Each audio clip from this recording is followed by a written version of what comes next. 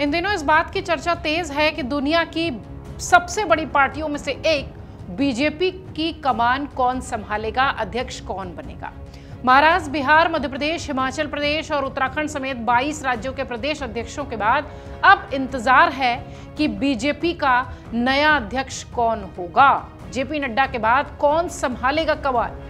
पिछले साल भी लगातार राजनीतिक गलियारों में इस बात की चर्चा थी और इस बार भी लगातार, यानी इस साल की शुरुआत से ही ये चर्चा तेज है। जेपी नड्डा का जो एक्सटेंशन था वो उन्हें दिया गया था, मतलब उनके कार्यकाल को बढ़ाया गया था। इस लिहाज से पिछले साल वो चर्चा थोड़ी सी शांत रही, लेकिन अब लगातार इस बात की चर्चा तेज है।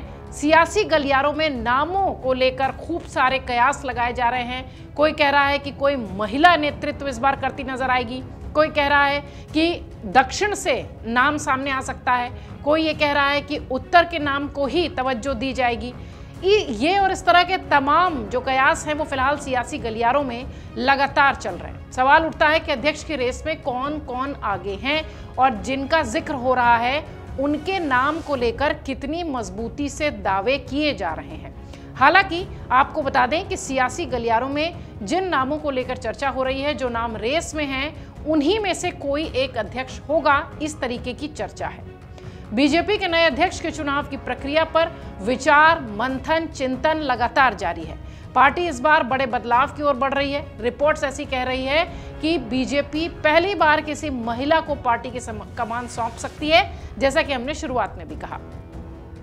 पार्टी का उत्तर प्रदेश, महाराष्ट्र, दिल्ली जैसे राज्यों में अच्छा प्रदर्शन रहा है। इसी वजह से दिल्ली की मुख्यमंत्री भी महिला को ही बनाया गया।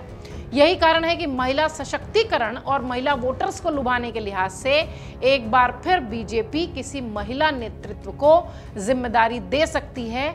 मौजूदा पार्टी के अध्यक्ष का कार्यकाल, जैसा कि हमने शुरुआत में बताया, कि जनवरी 2023 में खत्म हो गया था, लेकिन उन्हें जून तक एक्सटेंशन मिला था। जून तक उन्हें जिम्मेदारी सौंपी गई थी 2024 तक। बीजेपी का अगला राष्ट्रीय अध्यक्ष कौन होगा, इसे लेकर ही चर्चाएं इस वक्त तेजी से सियासी फिजाओं में तैर रही हैं।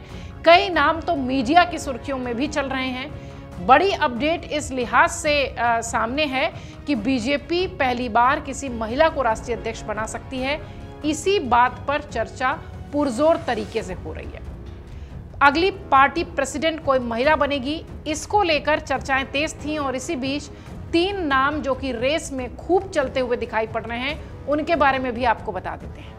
इस रेस का पहला नाम है निर्मला सीतारमण, दूसरा नाम है डी पुरंदेश्वरी और तीसरा नाम है वनाथी श्रीनिवासन। कहा यह जा रहा है कि इन्हीं तीनों में से किसी एक नाम पर मोहर लग सकती है। निर्मला सीतारमण मौजूदा वित्त मंत्री हैं, पार्टी में काफी मजबूत पकड़ बना चुकी हैं, केंद्र सरकार के साथ लंबे अनुभव के साथ काम कर चुकी हैं। हाल ही में बीजेपी के मुख्यालय में जेपी नड्डा और महासचिव बीएल संतोष से उनकी मुलाकात भी हुई है। दक्षिण भारत का होना भी उनके लिए एक प्लस पॉइंट है। बीजेपी के लिए विस्तार का रास्ता वो खोलेंगी, ऐसी उम्मीद है। दूसरा नाम जिनका जिक्र अभी हमने किया, वनाथी श्रीनिवासन। वनाथी तमिलनाडु के कोयंबटूर की दक्षिण सीट से विधायक हैं। बीजेपी के महिला मोर्चा की राष्ट्रीय अध्यक्ष रह चुकी हैं। लंबे समय से पार्टी के लिए काम कर रही हैं। 1993 से बीजेपी के साथ हैं। संगठन में अहम पदों पर जिम्मेदारी निभा चुकी हैं, इसलिए इनका नाम इस रेस में आगे चल रहा है। डी पुरंदेश्वरी की बात करें तो आंध्र प्रदेश भारतीय जनता पार्टी की पूर्व अध्यक्ष रह चुकी हैं। काफी अनुभवी नेता हैं। ऑपरेशन सिंदूर के अभियान का वो हिस्सा रह चुकी हैं। पार्टी पुरंदेश्वरी पर काफी भरोसा करती है, लिहाजा ये कहा जा सकता है कि इनके नाम पर भी मुहर लग सकती है। ये वो महिला नेता हैं, या यूं कहें कि ये वो नाम है जिन महिलाओं का जिक्र हो रहा है कि हो सकता हो इन्हें पार्टी की कमान दी जाए।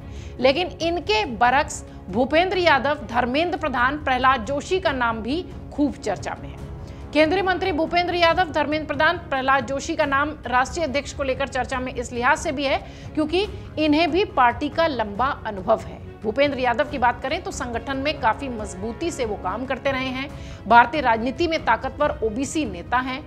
भूपेंद्र यादव ने महाराष्ट्र, उत्तर प्रदेश, बिहार सहित कई राज्यों में बीजेपी के लिए चुनावी रणनीति बनाने का भी काम किया है। ऐसे में उनका दावा मजबूत माना जा रहा है। अब ये या इनके अतिरिक्त कोई बीजेपी की कमान संभालता है, ये देखने वाली बात होगी। लेकिन बंद कमरे में एक अहम बैठक हुई है जेपी नड्डा की 28 जून को राष्ट्रीय स्वयंसेवक संघ के सर कार्यवाहक दत्तात्रेय होसबोले के साथ। संघ के कुछ प्रमुख नेता भी उस कमरे में थे, उस बैठक में थे। ये बैठक संघ के दिल्ली कार्यालय में हुई और माना यह जा रहा है कि इस बैठक में बीजेपी के राष्ट्रीय अध्यक्ष को लेकर खूब चर्चा हुई है। अब सिर्फ नाम के ऐलान होने का इंतजार हो रहा है।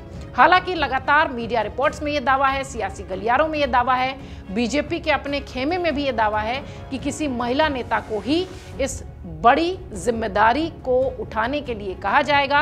और सबसे बड़ी बात यह कि जिस तरीके से पिछले कई समय से बीजेपी एक स्ट्रैटेजी पर काम कर रही है, महिला नेतृत्व को लेकर, महिला सशक्तिकरण को लेकर और महिला वोटर्स को लेकर, इस लिहाज से भी ये कहा जा रहा है कि हो सकता हो बीजेपी अध्यक्ष कोई महिला ही बने। 3 नाम जो कि लगातार चर्चा में है, रेस में है। हालांकि बीजेपी को अगर देखा जाए तो उनका सेट पैटर्न इस पर काम नहीं करता है। हमने कई सारे राज्यों के मुख्यमंत्रियों के लिहाज से देखा है, रेस में कई नाम चलते रहते हैं लेकिन निकल कर कोई नया नाम आ जाता है। हो सकता हो कि मीडिया रिपोर्ट्स में, सियासी गलियारों में जिन नामों पर चर्चा हो रही हो, नाम इनसे अलग भी हो सकते हैं। लेकिन पुख्ता तौर पर इस वक्त जो चर्चाएं गर्म हैं, जो लगातार सियासी गलियारों में रेस में नाम चल रहे हैं, वो ये नाम थे जो कि हमने आपको बताया।